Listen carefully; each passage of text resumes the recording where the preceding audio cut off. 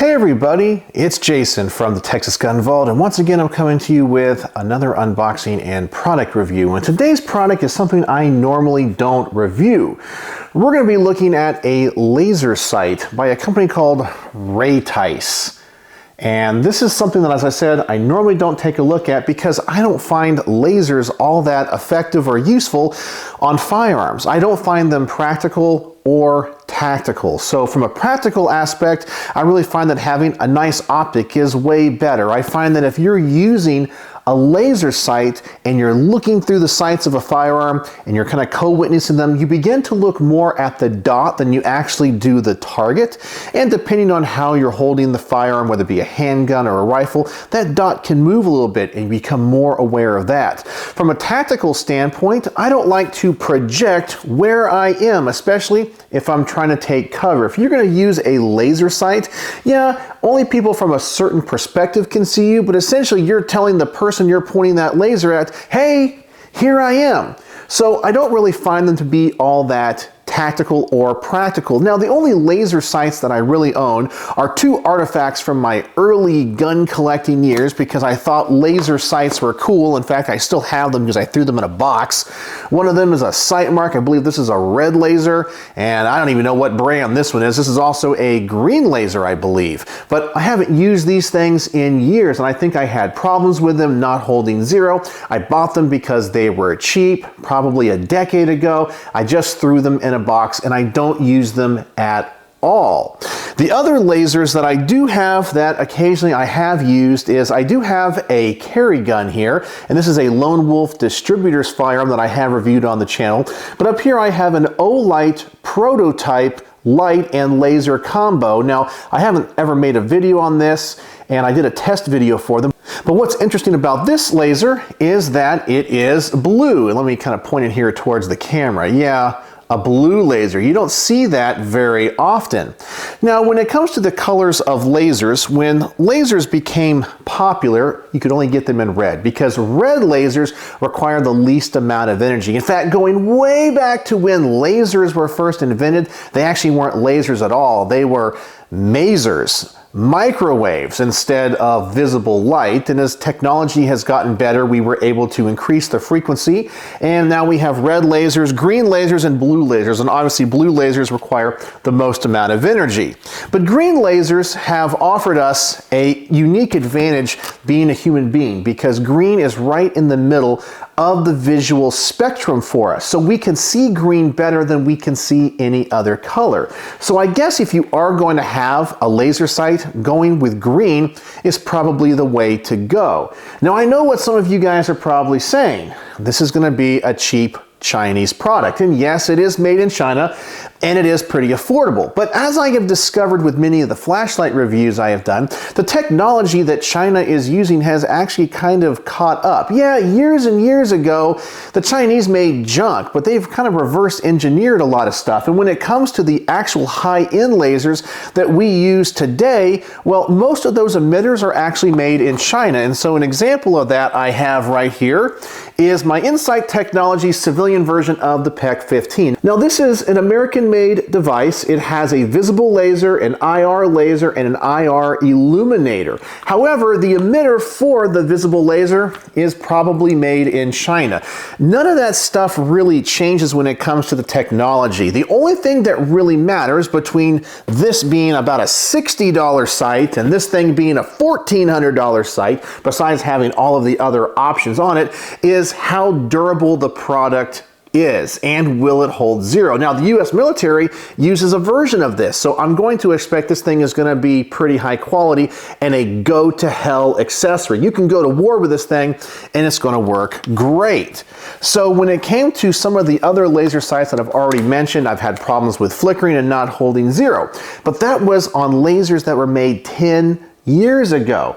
So I'm hoping the technology has increased, and the only reason I agreed to review this is because the way it is set up, in that it's a standalone laser sight It attaches to a Picatinny rail, and it has a switch that can be applied to your rifle using an M-LOK system. So it has that pressure pad, which I kind of like. It also appears to have some nice adjustments on it, which make it easier for adjusting for elevation and windage, where some of these other sights kind of required either a special tool or a really small screwdriver. So we're gonna unbox this on camera. We're gonna see if it's a piece of junk. We're gonna see how it mounts. And if it's of decent quality, I'm gonna put it on this Triarch AR-15 that I have into the channel for review, and we're gonna see how well it holds zero. So let me adjust the camera and let's unbox this thing. All right, so here is this Raytice G35 green laser sight. Now, it would be really nice for them to actually put their brand somewhere on the box, but they have chosen not to, only the model number. So I actually had to go look it up and make sure I was correct when it came to that information. So I will also put a link in the description in case you want to know more about this, and you guys can decide if it's what you want depending on what my review is. If that means anything to you, it might not. Let's go ahead and open this box here. Looks like we get a user manual. It's kind of short. I'm pretty sure this is going to be self-explanatory. Looks like it kind of is. Let's remove that. All right, so we get a battery charger. We get an Allen wrench. We get a strap here, assuming this is for the cable. We get a charging cable for the charger. Looks like we get that pressure pad and the tail cap. Let's open this thing up. All right, so we get some M-LOK slots and screws. There's that pressure pad. It's actually kind of nice. Looks like we do have a Picatinny rail option, and I believe the M-LOK is right here. You take off the Picatinny portion. Actually, that's kind of a nice pressure pad. Looks like we have a full on and off, and this is probably one where you just touch and it just ignites the laser just for the time it's on that pad. So that's pretty cool right there. Okay, let's take a look here. Looks like we get the mount for the laser itself, and it appears that this is only going to be for Picatinny rail. There's no M-LOK option on this that I can tell. No. So you got to have at least the ability to mount to Picatinny rail. So if your rail is only M-LOK or only key mod, you might not be able to use this unless you have a piece of Picatinny rail that you can put on that M-LOK, which is what I had to do for today's test. And then finally, let's take a look here at the sight itself. All right. And there it is. It's actually kind of big. I do kind of like that, believe it or not. It means that it's going to be probably pretty robust. Let's see, I'm assuming the battery's in the back here. All right, so we get that little tab out of there. So hopefully this thing will now turn on if it's charged up. I may have to charge it, but we'll see here. Let me push the button here in the back. Oh, it's on. It seems to work. It's definitely green.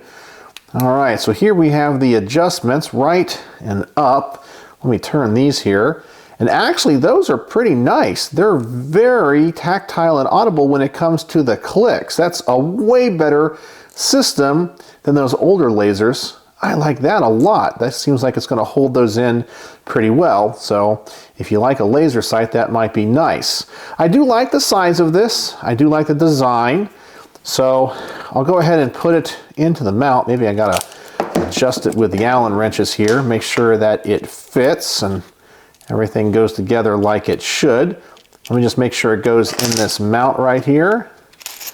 Okay, yeah, that's not going to be a problem. Obviously, you can mount it anywhere you need, on the top of the rifle, on the side. Okay, so that looks pretty good. I don't see any problems with it. Seems to work. So let me go ahead and mount this to the rifle, because I can't show you that on camera because YouTube doesn't allow it. But then I'll get it mounted. We'll talk about it a little bit more and then get this thing to the range. All right, so here it is mounted to the rifle. I guess I could have mounted it to the top, hanging over the side, or mount it to the side. So I chose the side for today and probably this test, but either would work. And this mount actually keeps this laser out of the way of any optics or other accessories. I did put on the pressure pad. I didn't put it on the rifle, but I just wanted to test it out here. So you do have a button on the top which permanently turns it on and off, so you don't have to hold it, as you can see. And then in the back here we have that quick on-off. I'm just pushing that in and out. And as you can see, I can leave it on as long as I want, as long as I keep my finger on it. That seems to work just fine, so I could put that on the top if I wanted to, put it on the side with the M-lock. The wire itself is actually pretty darn robust, and it's really long, so it gives you a lot of mounting options and solutions. Now, I think I'm just going to take the laser sight itself to the range, so I think the best way to test this is after I sight in this AR-15 and make sure the scope is zeroed, I'm going to take some time and I'm going to put the laser right where the point of impact is. Then I'm going to make sure that I close these flaps on the scope so you guys know I'm not using it, and I'm only going to use the laser sight itself. I'll probably do it at various distances, probably 10, 15 or 20 yards and then 25 yards. And I'm going to see how small the group can be by me just looking down range and only using the laser and making sure that it holds zero, and that group is going to be as small as I can possibly get it. So I have no idea what the outcome of this is going to be, if I'm even going to be able to see the laser at the end of the range, if it's going to hold zero. I have no idea. So let's get to the range and let's see what happens.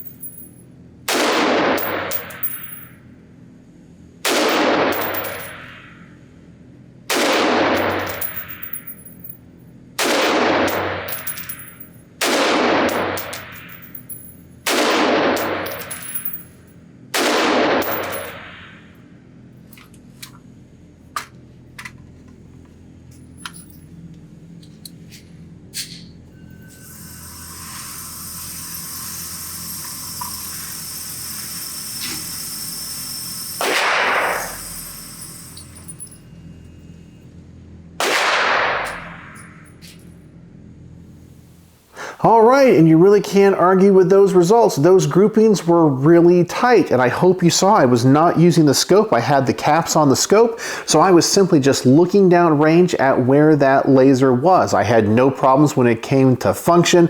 The mount held really tight. It held zero. It didn't flicker. I really have nothing negative to say. The only thing that I'm sure some of you guys may have noticed is as the target progressively got further from 10 to 17 to 25 yards, that group got a little bit more to the left, and that's just because of the way that I sighted it in.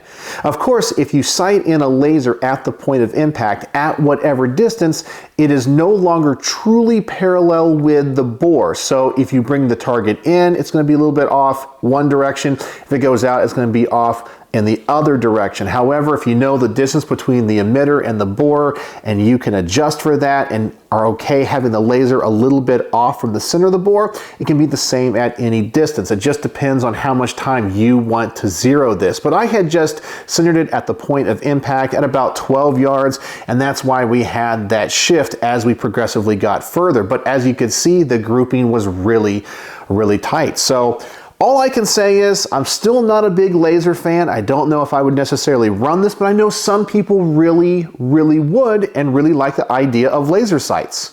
And I think that this laser sight honestly offers a lot. If you're not looking for an illuminator, you're not looking for some type of flashlight combo, you just want a laser, this might be a good option for you. You get a number of different mounting solutions, from Picatinny rail to the pressure pad. You can mount it on top, on the side. It has the M-lock for that pressure pad, and the mount is pretty robust. It holds zero, and honestly, it works. It might not be something that I would necessarily run, but I think it looks attractive on the rifle.